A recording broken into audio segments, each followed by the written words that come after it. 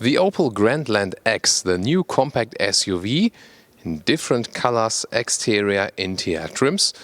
An extended tour here on Autogefühl, your number one resource for in-depth car reviews and your number one community to discuss cars today with Thomas. And we also offer you an additional service just for you with comparing the new Grandland X with the Mokka X and the Crossland X, the other Opel SUVs.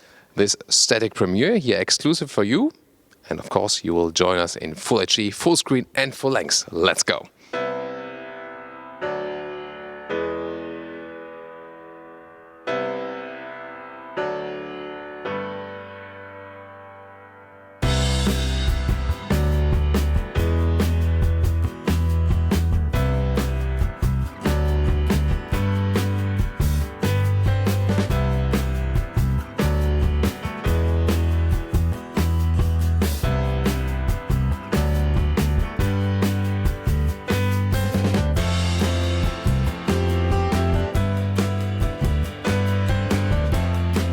So the Grandland X will be available as an Opel and also as an Vauxhall, and the sister model would be the Peugeot 3008. It shares the same platform.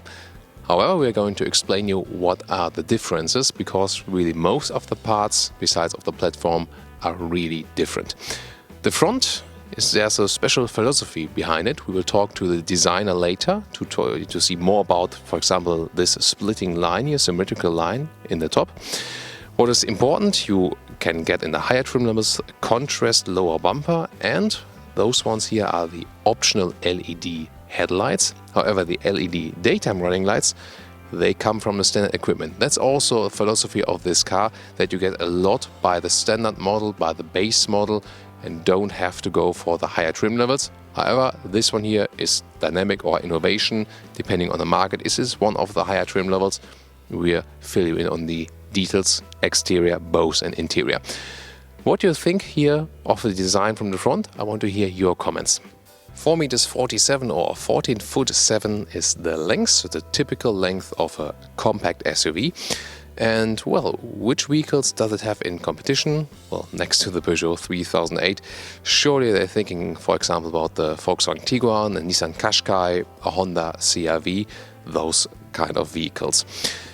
What is different? Well, the elegance in the design is carried on over there, because it really tends toward also the insignia from the design language, but it remains with the SUV character, for example here with the wheel arches. 16 to 19 inch rims are available. Those ones here are the 18-inch rims. There is a black contrasting roof available. However, you can also have it in the same vehicle color as the rest of it. This one here, a typical Thomas blue, as we call it here in Autogefühl, so I would really go with this very color. Soon we will show you more colors, and also the Mokka X and the Crossland X, because this one here, the new SUV, is about 20 centimeters longer than the smaller models, and we are going to see the difference later on, so stay tuned for that. Interesting also this C-pillar. This is more sculptural design right there, and you see that the roof is falling down a little bit towards the end. We will see in the interior if this has any effect on the loading space. What do you think about the side profile here?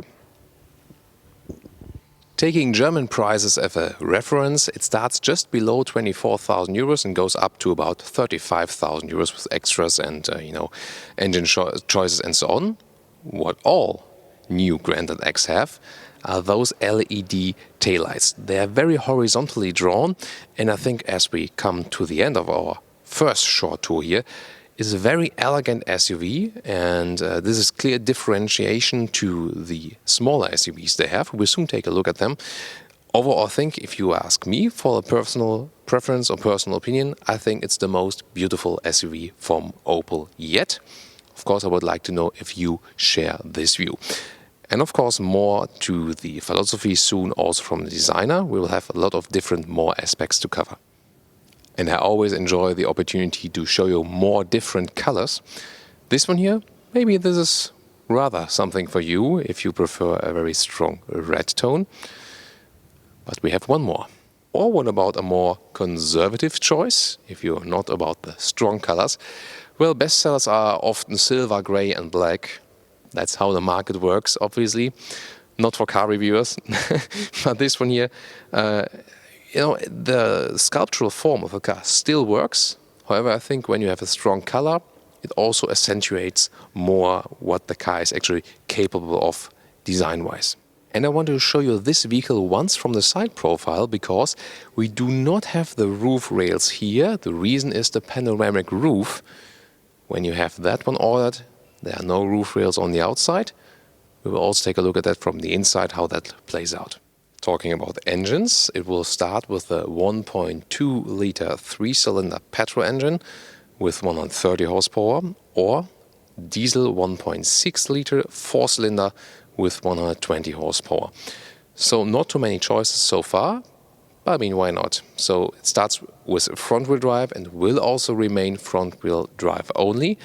However, we've talked to the Opel executives and they told us they are thinking about alternative drivetrains maybe at a later stage. Let's see how this one plays out. For the all-wheel drive, there will be an all-grip system available, similar to the one that we see also with the Peugeot 3008. That is, for example, limiting the torque on the front wheels depending on the driving situation on the surface you're actually at. So this one replaces basically the all-wheel drive. One of the main reasons is, first of all, pricing. You can keep the price of the car lower. And when there are vehicles where you can choose in this segment between all-wheel drive and no all-wheel drive, is often that the most customers, the majority, did not pick the all-wheel drive. And so they thought, yeah, maybe we save some money not offering it. So that's the strategy behind it.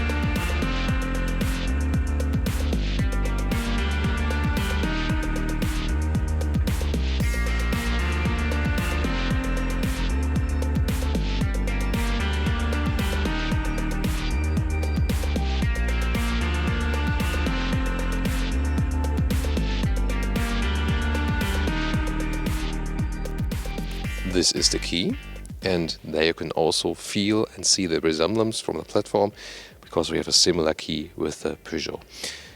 The doors, solid door sound, and we will take a short look at this very interior here. This one here is all in dark, all in black. Short look also at the seats. Those ones are the AGR seats here with the optional animal skin surface, but there are also good alternatives to that.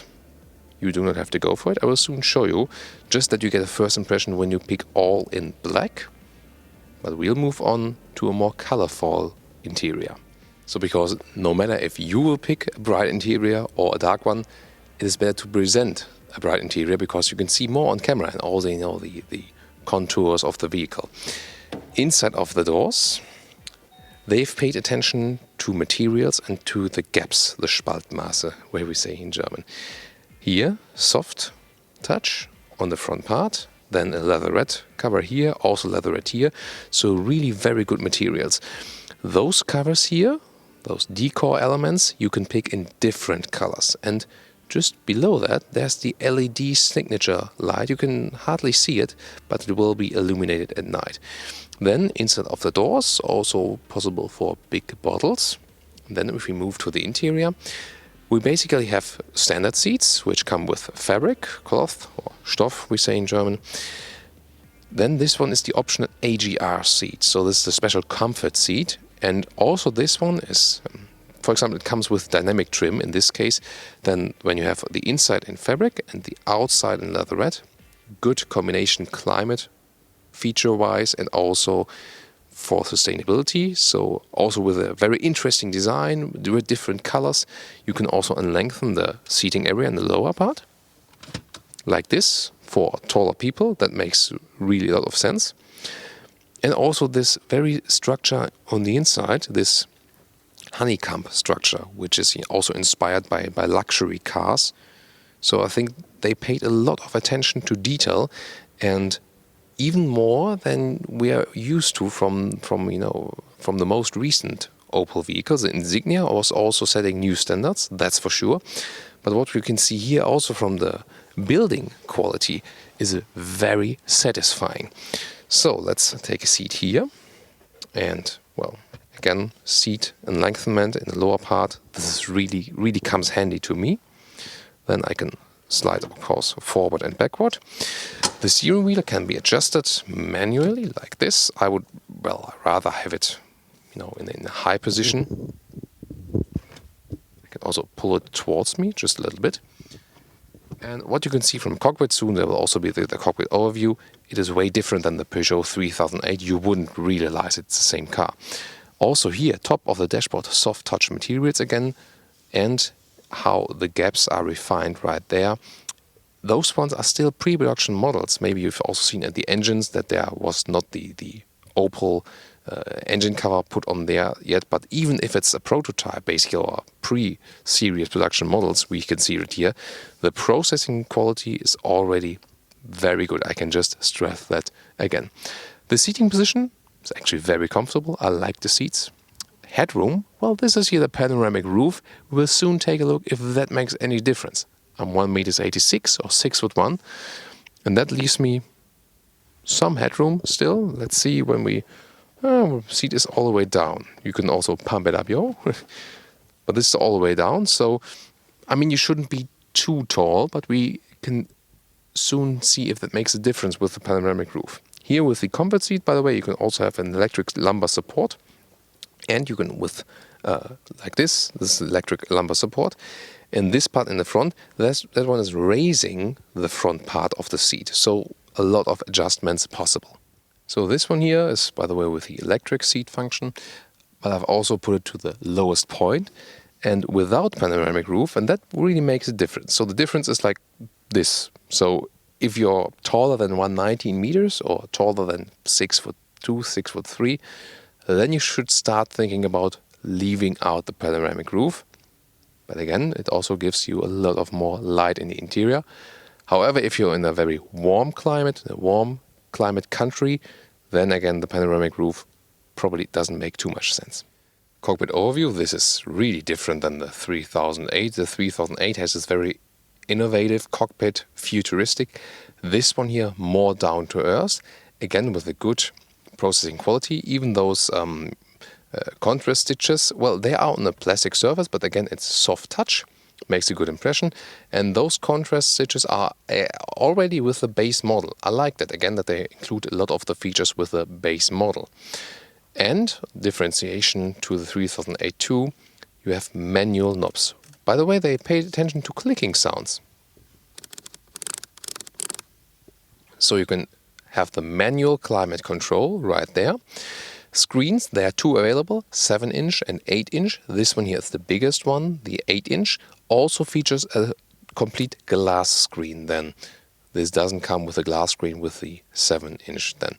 We'll soon take a detailed look on the infotainment unit.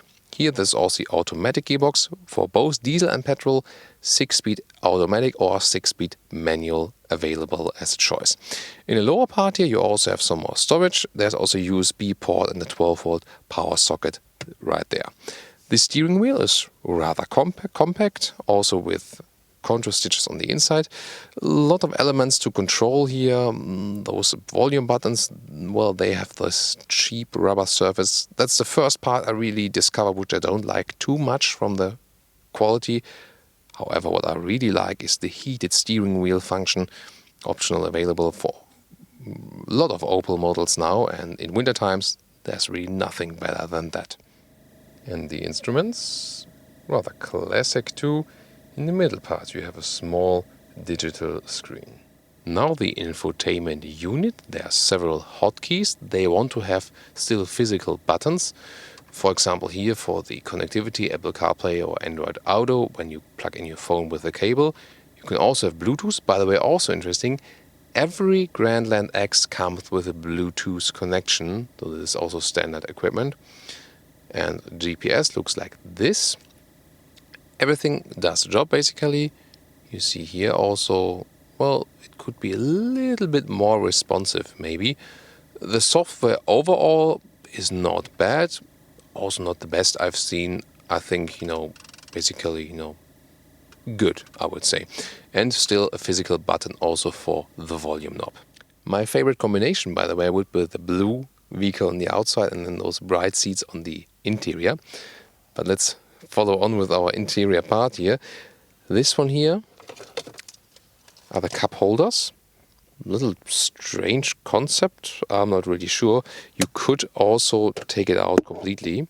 That would also be possible. However, if you have this all grip control optional feature, then there would this knob here for sand and snow mode, then you only have one cup holders. Have to think about that. And then the armrest, quite fixedly attached. And below there's a seat belt. Oh, how sweet. For the mobile phone. This is for the inductive charging, that the contact to the inductive charging remains. If your smartphone supports that, you can optionally order that one. And now let's get in the rear compartment. Let's see how the package is. I have left the seat as I would be driving, and then I exactly fit in here. And the seat form is a little bit different from the Peugeot 3008. Also, the seat was in the lowest position, and I do have a 3008 as a test vehicle at the moment too, so I can really compare. And in the 3008, very interesting, I could not put my feet under the seat. It's possible here. Also, the bolster here, this one, the gap, is a little bit lower. So, package-wise, a little bit better as for the seat form. You can see it exactly fits for 4 tall adults, but nothing more. Panoramic roof is the same again. It does fit for my size. If I would be taller, then again I should leave out the panoramic roof. The question is, how often do you travel with tall people in the rear? There's also a manual sunshade for your kids, for example, available for the rear. You just hang it in there. Then there's an armrest with 2 cup holders. They're quite shallow.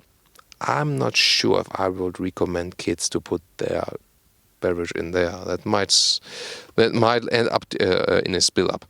Then there's a ski hatch available to load things through. We soon take a look at the trunk. And also interesting, Isofix anchor points on the outside of the seats. And optionally you can also get a seat heating control for the rear seats in 3 levels. This is a little bit strange, this control here. But well, this luxury feature is available, and also a USB plug when the kids want to charge their smartphones. Oh, there's even a 220 volt supply down there. Well, it's really very dark, but I can tell you there's a real plug. And now to the trunk. 500 to 1,600 liters is available. There is somewhat of a loading sill right here. And then there's a bottom cover, and you can adjust it also. So you can pull it out and put it a little bit higher, for example, that it doesn't go that deep in there. Also was an interesting idea. You can secure it right there if you want to put things in the lower part. Here in this case, where you could fit a replacement tire right there. In this case, it's not, so there's additional storage space then. Well, so interesting ideas right there. And then you can flip the seats from here in a practical way, like this, and also at this side. And then you have the maximum loading volume. And what I'm always interested, because that works in the 3008, for example. Well, when we have those seats here, well, you can only turn them. Maybe if you don't have the AGR seats, maybe you can also flip them, because that was possible in the 3008. Here, well, it takes too much effort. But again, you can see how you can load things through. I think overall versatile to use. And the child safety test. Let's see when we close the electric tailgate. This has some power. Think a little bit too much Newton meters of torque applied there. We see the same, for example, with the VW Tiguan. Well, it's a philosophy of the designers about safety versus, it always go through. In this case, I think a little bit too heavy. And now magic, because suddenly a wizard has put in some luggage in there, and This is one example how this could work with example luggage. You can better see the size of the trunk then. Well, really large suitcases for sure. I'm usually traveling with a little bit lighter luggage.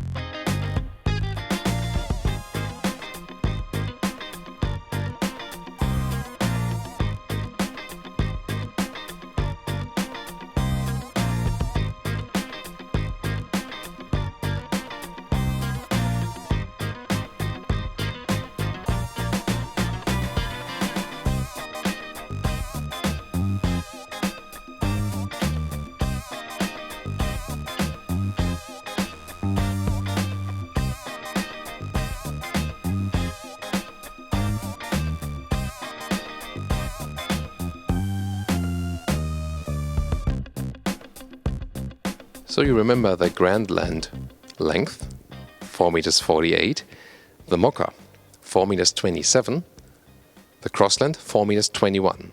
So the biggest, a little bit smaller, even a little bit smaller, but just a little nuance in the exterior. And price-wise, 24,000 euros, the newest one, the Mokka, 19,000, and here 17. So this one the smallest and the cheapest, basically.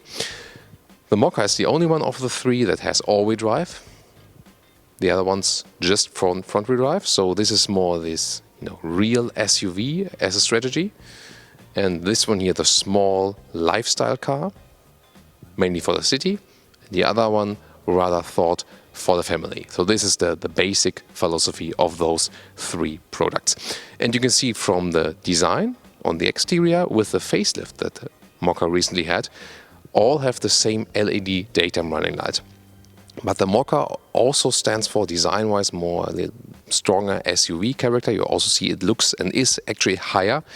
And this one here more has this design city look, a little bit smoother. Although the Crossland X, you can see a full review, by the way, of this one also with AJ, driving review, and also static review with Holger. This one here, well, it's actually a little bit shorter, as I said, as the Mokka, but it looks longer because it's flatter. And the rear part maybe reminds you of the Opel Adam, because this swinging line here with this flying roof really was taken from this design language and also signalized this rather joyful design language for that part. And the Mokka, more rugged, maybe a little bit higher. There you can see the differentiation there. Of course, there's not too much difference, but I think really the biggest difference would be that there's the all-wheel drive on board if you really seek for that. And the rear perspective right there you can actually see that the Mokka X is the oldest car in the lineup here today, because in this case you rather have those vertical taillights. Nowadays more the horizontal stress with a rather modern glass look right there.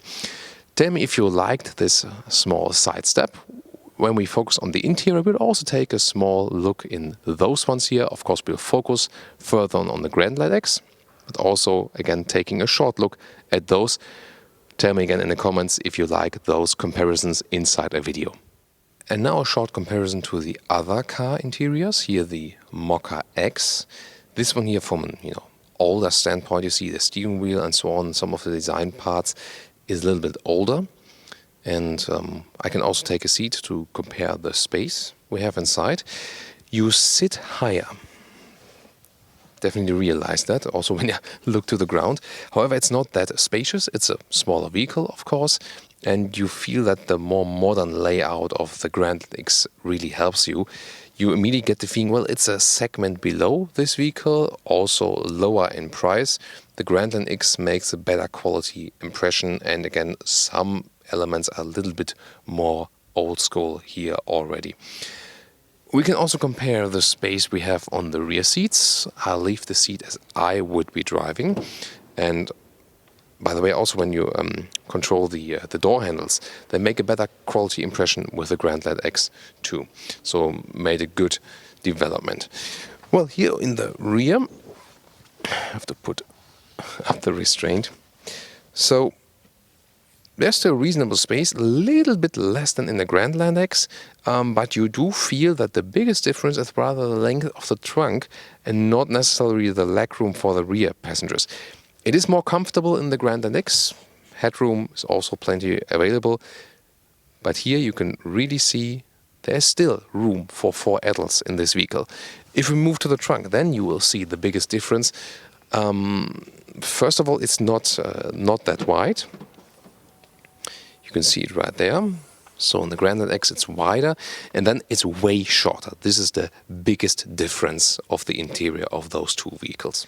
And now the interior of the Crossland X. It already has modern elements, as we can see in the Grandland X. Also, you know, the buttons and the styling and so on.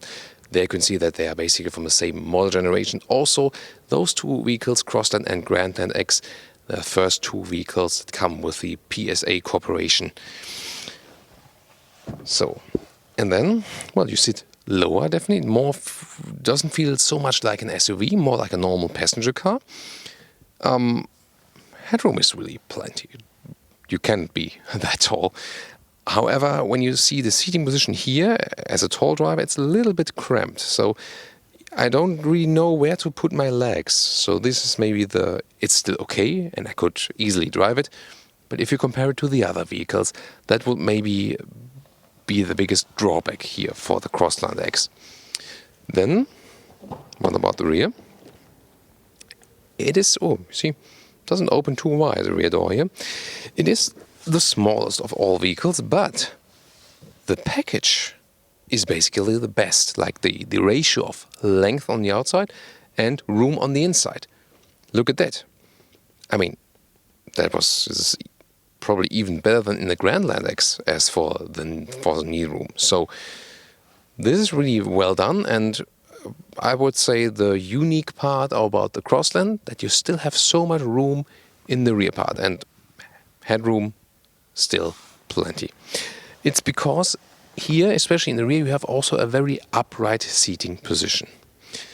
And then, what about the trunk? Well, it is somewhat comparable with the one of the Mokka X. Not too long, again, because you rather emphasize on the rear legroom, but still very well usable with square dimensions.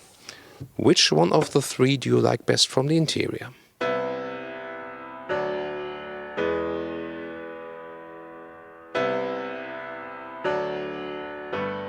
And now Assistant Chief Designer Sven Weinfurtner will give us a detailed tour again on the exterior and also talk about the philosophy, because what I realized, this SUV has more elegance than the other SUVs in the lineup. So what was the thought behind that?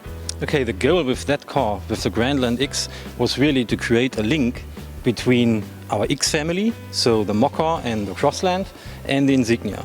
So that car should have the DNA of the X family and the proudness of the Insignia, and everything paired with the SUV type of car. So what details have you carried over from the Insignia? I think the first thing you will notice is the proud front grille. It's really upright. It has a horizontal layout to create really a wide-looking car. In combination with these chrome elements, the car is even wider in perceived. But the link as well to the Insignia is, when you look at all the details, what we have done on the bonnet, for example, it's our design philosophy with sculptured surfaces and precise German engineered lines. And especially our center grease, which we already have shown on the Monza and now in the current vehicle, the new Insignia. So when we take a look at the side profile, we can carry on over there. What was your main task there? Maybe there's one or two special details maybe you remind from the design process where you think, yeah, I put really a lot of emphasis on that. Sure, the main task with an SUV type of car is it should have for sure a rugged feel. We have these plastic claddings to make it this classical SUV type. But on the other side, we also want to create a sporty and dynamic looking car. And for that reason, we also have chosen our design philosophy with crisp lines, with sculptured surfaces to really break up the mass and give the car this athletic feel. So we have a roof rail right there. This won't be the case when we have the panoramic roof inside. But this chrome line on the top and then the lower part in black, this will remain all the time. But you have the glossy elements in between. Why did you do that? That was really one necessary point for us designers to keep the pillars in black high gloss in order to make it one piece. It also stretches the car and gives a solid appearance. And what about the C-pillar? This also serves a special design function. For sure. The C-pillar was chosen to really break up the mass because for us it was really necessary to create a car with a lot of practicability. So we want to have a huge trunk space, a huge passenger compartment. But from the outside, we want to keep the car as low as possible to make it as sporty as possible. And for that reason, we have chosen this execution. And on the rear, I find it always interesting when engineering and design play together, because obviously you wanted to do something more spectacular here at the rear. We can already see it in this three-dimensional shape. Maybe you can also talk about the material choice, because this wouldn't be so easily done with steel or something like that. So what did you try to create there? For sure. Especially in the rear as well as in the front, we want to create a wide-looking car. And therefore we need to push the lamps outside and we want to create it as slim as possible. And one enabler was really a plastic formed tailgate that enables us to keep the tail lamp as slim as possible and get that wide look. And as well in the base we get this LED tail lamp with really precise lines. So we really want to play up the German engineering and the craftsmanship. Maybe as the last point, this is a very controversial issue always about the fake exhaust tips. Maybe you can give a perspective again. Why would you do that, and what are the advantages to do that? The advantage is clearly we can differentiate between the trim lines. So here we see the innovation packet with a painted skid plate and really play up that SUV type of feel. But on the other side, with the hidden exhaust, we can treat it one time with paint and one time without paint. And with the interior, it's clearly a totally different philosophy than with the Peugeot 3008. So it's not that, futuristic, it's more down to earth, but at the same time you try to implement some very stringent, consequent design lines. Maybe what was your favorite part here? Perhaps one thing first, for us it was really necessary to show it's an Opel. Yeah. So wherever you touch the car, whatever you see, it's specific Opel. And I think you clearly see it across our families that this interior is an Opel. But especially here we also played as an exterior with a lot of fluent lines and sculptured surfaces to really create a spacious interior. The basic layout, as you can see, is horizontal. We are doing this to really sculpture a lot of the volume out to make it as lightweight as possible, as roominess as possible. And this is not only done for design reasons, also for ergonomic reasons. So we can break up the IP in different layers that enables us to separate the functions. In the first layer, you really have everything what the driver needs in order to have the hands on the wheel, the eyes on the road. And everything what is secondary is in the layer underneath, physically separated to avoid misuse. That was really one key thing in the interior. And for sure, we are really taking care about materials, about fit and finish. We want to show really German engineering, precise lines. For example, here as well our HMI with glass-to-edge execution with really thin chrome stripe around to play really that craftsmanship, the German engineering. So that's about the famous German Spaltmaße, the small gaps that are hopefully nowhere. And one interesting piece is this small nose there at the inside of the door. Maybe you can explain to our viewers what is that exactly for. Sure. Usually you are inside the car, the door is closed, and as soon as the door closed, this triangle helps us to really line up the lower line of the IP with the door design. And now to today's conclusion, Opel Grandland X. Well, the exterior is a really elegant choice, that's for sure. Also, if you compare it to the existing SUVs in the lineup, yet there is still this SUV look, even if you could argue if it's an SUV or a CUV, the crossover. Then the interior, spacious enough, that's for sure. Also with intelligent and very attractive styling. And this is, I think, one of the key factors. There was really hardly any complaints about the interior building processing quality, and this had been an issue in the past. I think with this vehicle here, they really step up the game even more. Well, some things to criticize, I really have to search for it. Maybe small knob at the steering wheel, infotainment software, maybe a little bit better. But besides those minor details, the overall pricing package as well is really attractive, so I think this one will be a very good success. It will be a very big competitor in this already competitive compact SUV segment, which is one of those segments that is still surging. Maybe some will say, I really want the all-wheel drive. A lot of customers don't really need it. We will see how that one plays out. I would be looking forward to your feedback on this very vehicle, exterior, interior, and the technical details we presented you today. And of course, give us also some feedback about our video. Looking forward to that. And also tune in to the driving review, which we will soon deliver you. If you tune into a later point to this video, because of it will be online for a very long time, then we will maybe also have the driving review already linked in the video description. Then check out that one too. Thank you so much for watching. Tune in next time.